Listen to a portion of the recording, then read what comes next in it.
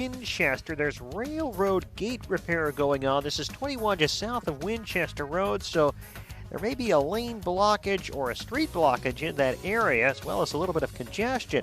In Palos Hills, we've had some congestion this morning at 95th and LaGrange Road. The traffic signals are still flashing red at that busy intersection. Highland, Indiana, southbound Klein Avenue between 8094 and Ridge Road. There was a crash just south of 8094, but all lanes have reopened after that earlier collision. Inbound Stevenson, traffic's a little congested approaching the Ryan, as well as the inbound Ike approaching the Burn Circle. That's traffic. I'm Jim Talamonte on AM 560 The Answer. Chicago's Morning Answer continues next. In our 1-hour heating and air conditioning weather center, here's meteorologist Steve Williams. Some patchy fog this morning, otherwise a partly sunny day, high 58. It'll be partly cloudy tonight, low 43. Mostly cloudy, relatively mild day tomorrow, the high at 65.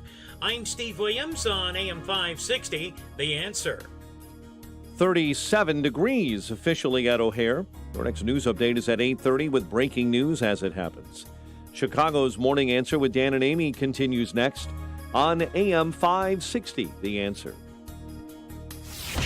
This hourly segment is brought to you by the IRS Radio Hour with Stephen Leahy. Every Sunday afternoon at 5 on AM 560, The Answer.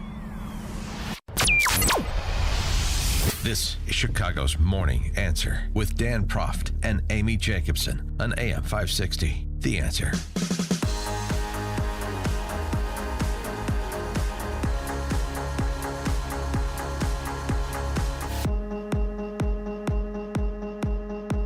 Top of the morning, Dan and Amy. Creepshow Joe Biden has some ideas for the November election. This is always fun when two fabulous can get together like Brian Williams and Joe Biden and swap apocryphal stories. We're going to have a DNC, Uncle Joe? We're going to have a November election, and if so, what should it look like? How should it be administered?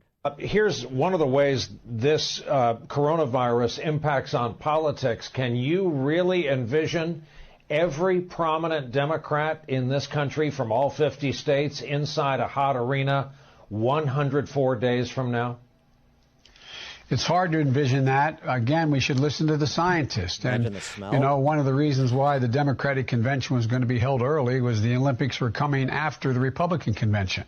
There is more time now. I think we're going to, again, we ought to be able to, we were able to, in the middle of the Civil War all the way through to World War II, have Democratic and Republican conventions and primaries and elections and still have public safety. And we're able to do both, but the fact is it may have to be different. There may be, my guess is there's going to be a great deal more absentee balloting. We used to call it, but paper ballots that have to be, that people will choose to use rather than show up and have social distancing. But who knows by the time we get into July, September, July to begin with, but June, July, August, September, what it's going to look like. We'll have to listen to the scientists. But there's no rationale for eliminating or delaying the election. It may be virtual. A little bit more from Biden once he remembered the order of the months of the year. Yeah, it's challenging on remote voting. You know, the House talked about some of this, and the president said, well, if we did what the House wanted, we'd ensure no Republican ever get elected. That's ridiculous. Absolutely ridiculous. And so this is about making sure that we're able to conduct our democracy while we're dealing with a pandemic. We can do both. It may mean a difference in the way we do it. It may mean that social distancing doesn't get it done. It may mean that you have a circumstance where you have drive-in voting, literally. You pull up and you have vote. There's a lot of ways to do it, but we should be talking about it now. And he did suggest moving the DNC to August, but in virtual DNC, I don't know, that Zoom meeting, do you think they could handle all the delegates from each state? I like the idea of I like the idea of a virtual conventions generally, because it has that added Orwellian effect that I enjoy so much. Perfect. For more on this, we're pleased to be joined by Jim Pinkerton, that is, co-chair of Rate Coalition, contributor to the American Conservative and Breitbart. Jim, thanks for joining us. Appreciate it. Thank you. Good morning. Morning. What about the idea of a mostly mail-in / drive-through November election? Well, I tend to agree that it would, as a longtime resident of Chicago, I think it would be a great invitation to vote fraud. Yeah. But frankly, I think it's kind of inevitable. I think that this, oftentimes bad policies get, slid in under the name of a crisis, and this is certainly a crisis. And so I think it'll put an enormous premium on verification. If you need an ID card to, get inside an office building or get on an airplane, you ought to have one to have to vote.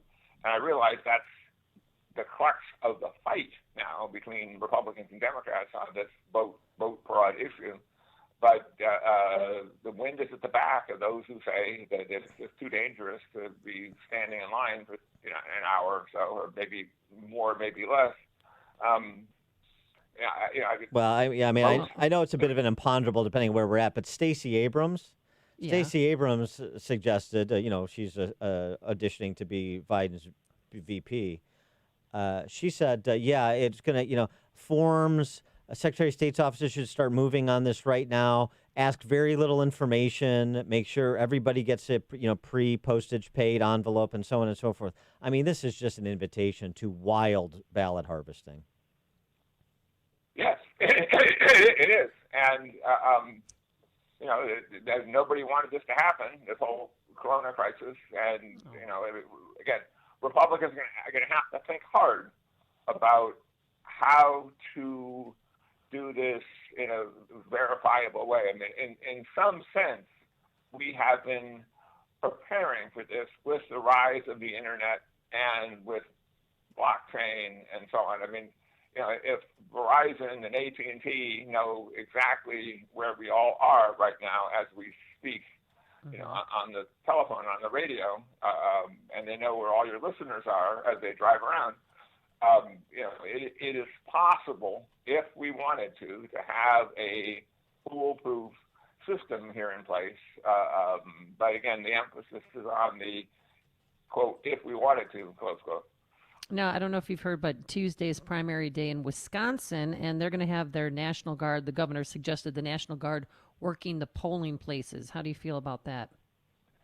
Well, again, it's a little unclear to me what a National Guardsman who normally works as an auto mechanic or a dry cleaning establishment owner, what he knows about verifying polling. In other words, somebody says, I live here in Milwaukee and I don't have a driver's license, and I'm going to sue you if you don't let me vote anyway. It's not exactly clear to me what the National Guardsman will do to stop that. It sounds to me like that's sort of more of a kind of a Band-Aid for show on top of the voting process as opposed to any meaningful thing. Again, if you gave the military, the Pentagon, the job of, look, you in the military know with ID cards and RFID chips and everything else where every soldier and every bullet and every gallon of gasoline in the entire Pentagon establishment is. And by the way, the same is true for Walmart and Amazon and these other big high tech things. It's possible to nail down, as it were, the truth about who is an eligible voter, who cast a valid vote, and so on. And I think the Republicans just don't have a choice but to join in that discussion and make sure that they have a place at the table, because otherwise, I agree. If Stacey Abrams gets her way, and the Democrats will win every election for the rest of our lives. It's an interesting conversation to have about the administration elections and so many other areas of our life in America and what they will or won't look like post-COVID-19. Because Francis Fukuyama had an interesting piece in the Atlantic, and I don't agree with his assessment of the Trump administration's response, but I do agree with something that he said about the importance of trust. And you were just talking about, what could be designed in our digital, technologically advanced world. I'm sure you could have company design a voting system where everybody could vote online from the comfort of their own home. Of course, that's feasible. It's possible. The hurdle is not the technology. The hurdle is the lack of trust in who's building it, who's overseeing it. Is it by and so one of the topics we have to tackle when it comes to all of this, what does K through 12 education look like, and what is a telecommuting, a telehealth look like, and what do elections look like? They're all predicated on trust, and in so many institutions in America, trust has been lost, including institutions in the private sector like big tech, who could provide some of these solutions. So until you can have people in charge that convey a sense of competence and fair play, you're going to have a real problem no matter how you design a system.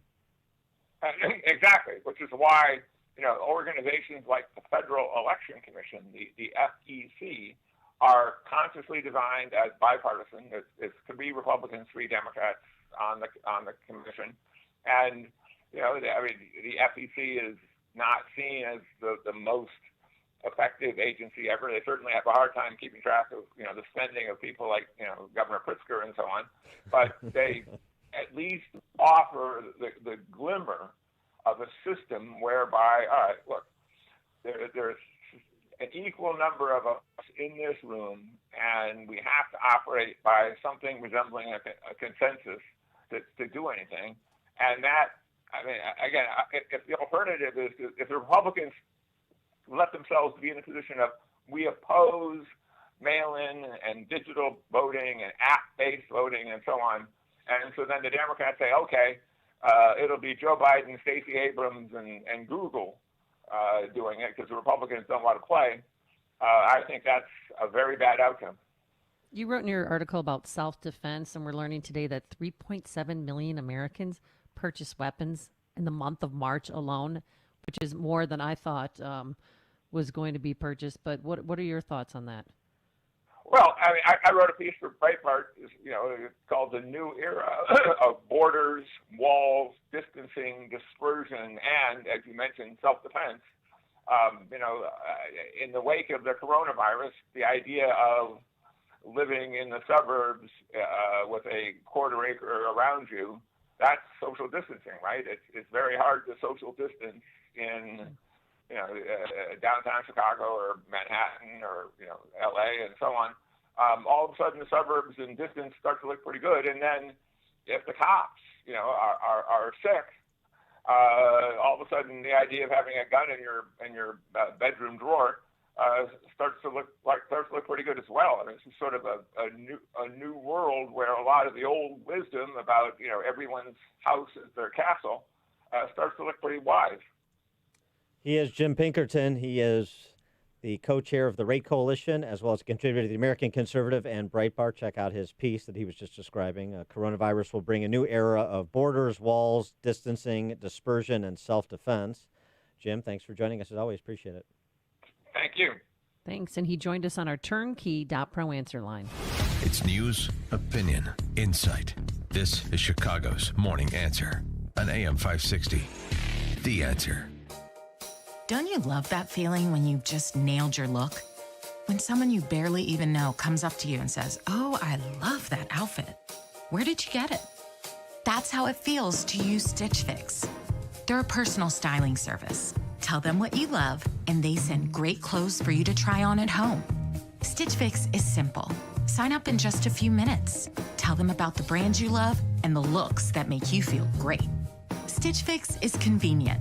Get everything delivered right to you, so you can try on new styles in the comfort of your own home. Stitch Fix is on your terms and priced to fit your budget. There's no subscription required, ever. Keep what you want and send back anything you don't. So, isn't it time you started nailing your look? Get started today at StitchFix.com. Stitch Fix, personal styling for women, men, and